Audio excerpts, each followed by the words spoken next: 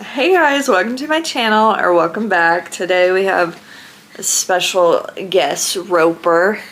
He's gonna be helping with the video.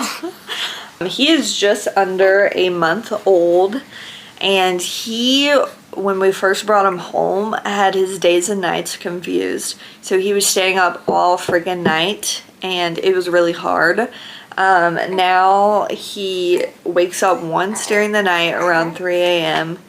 and that's it. And it's such a change for my mental health that he's not waking up all the time during the night. So I know a lot of us moms struggle. So these are all the tips that I've kind of learned.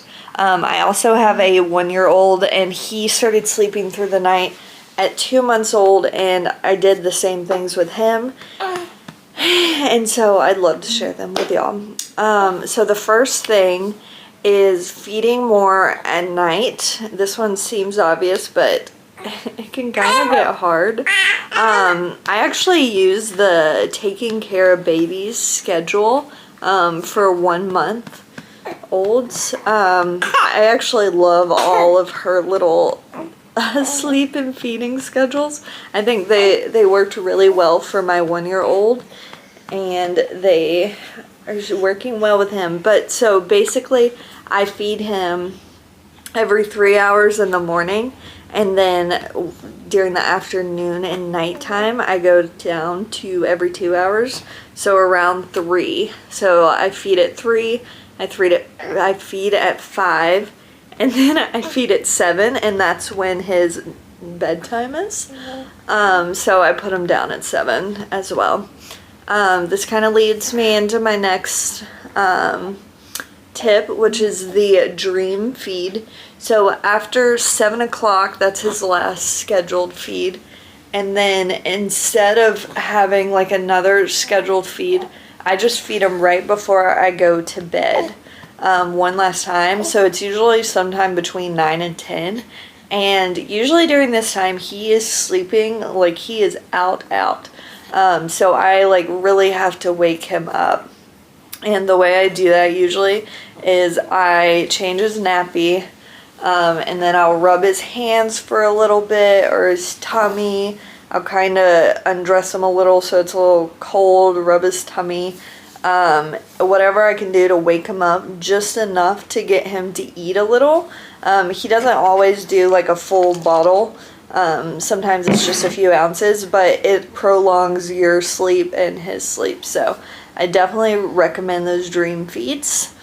The next thing is a sleep sack. So I use the ones, they're from Amazon, but they're very, very tight. So when I put him in it, he's like stuck. He can't move or anything. And I just want to say, both of my kids at first did not like these. It took like a week I think it took about a week or maybe just a few days for them to actually get used to it. But it seemed like at the beginning, like anytime I would put them in it, they'd immediately like be completely awake, and so it was really frustrating. And at first I was like, no, these don't work for when I had Thane, I was like, these don't work for them.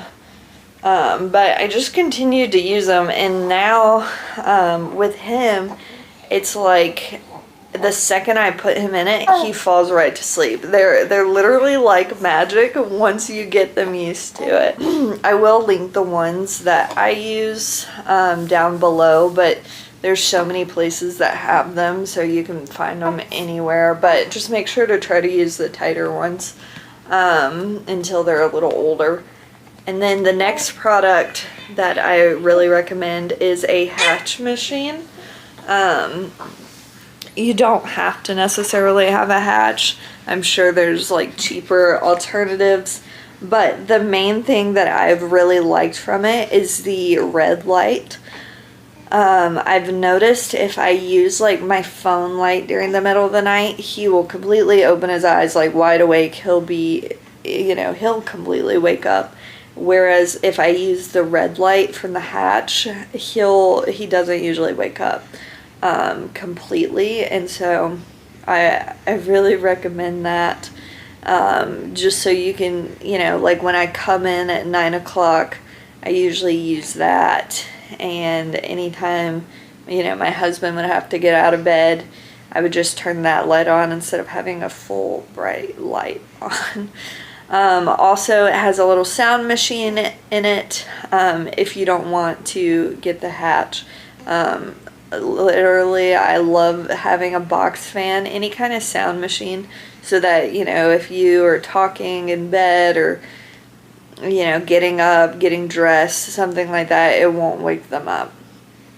The next tip I have is lie them down all day long as much as you can. So anytime they fall asleep on you, put them down on the couch or somewhere that's flat. This is so that when you are feeding them at night and you're in your bed, you get them to go to sleep, and then you got to put them in the bassinet, and their eyes like immediately pop open, and you're like, shit. I definitely had problems with this at first, but during the day, I just make sure to lay him down as much as possible. Even if he wakes right back up, that's totally fine, because during the day, I'm up anyway. So I do that as much as I can, and eventually, they don't like it at first, but eventually they kind of get used to falling asleep with you moving them, and it helps the nighttime transitions so much. The last little tip that I have is try to get their day and night confusion fixed as fast as possible. And the way that I did that was during the day, I opened up all the windows. Well, not like open, but like, I guess I opened up all the curtains, turned all the lights on, and I would lay him like right in front of the window, so that he just constantly has light on him during the day. Also, I'm very loud all day, even if he's sleeping. I have a toddler playing. I usually have the TV on, you know, I vacuum, whatever. I make as much noise as possible during the day. And then at night, all he has is a sound machine. The only light he sees is from the hatch. I even go as far as, at night, I don't change, diapers unless he's pooed. Just to not like disturb him. I don't cuddle with him at night. Like, it's very, I try to get him, I feed him, and then I try to get him into bed as fast as possible. But, you know, during the day, I obviously cuddle and love all over him. But those are my tips, and I hope they help y'all quite a bit. You know, it does end eventually. They do eventually learn to sleep through the night, so don't worry, and hopefully it comes soon for y'all. But anyway, thank you for watching. I will talk to y'all later. Bye!